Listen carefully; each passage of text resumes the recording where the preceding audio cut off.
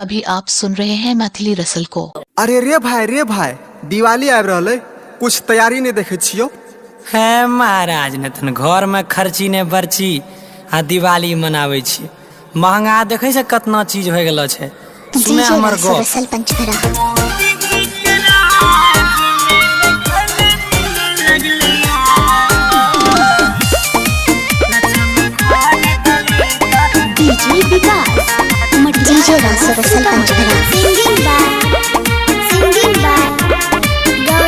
अभी आप सुन रहे हैं मैथिली रसल को। बैठ गेले दाम पेट्रोल के हो, कने छे गरीब मुंह खोल के हो।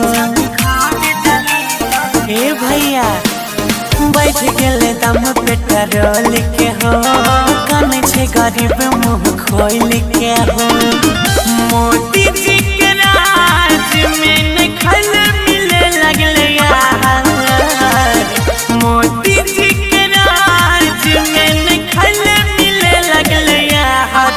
झूठे कैला से की है ता लक्ष्मी घर दली तारम बाहर। झूठे कैला से की है ता लक्ष्मी घर दली तारम बाहर।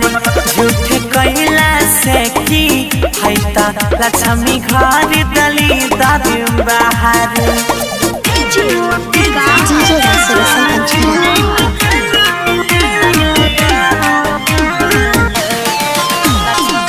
आप सुन रहे हैं मैथिली रसल को।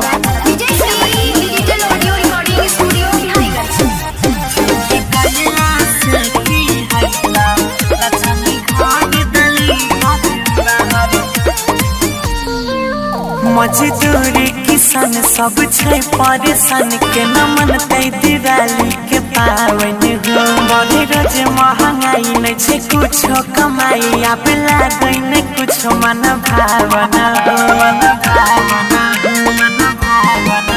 मजदूरी किसान सब छै परेशान के न मनते दिवाली के पावन हो। नहीं छै कुछो कमाई, रोज बढ़े महंगाई, आप लागै नहीं कुछो मन भावना हो।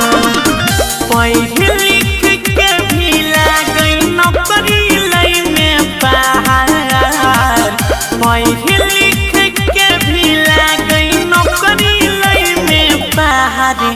झूठे कैला से की है ता लक्ष्मी घर दली तारम बाहर। झूठे कैला से की है ता लक्ष्मी घर दली तारम बाहर। झूठे कैला से की है ता लक्ष्मी घर दली तारम बाहर। डीजे रसल पंचखरा।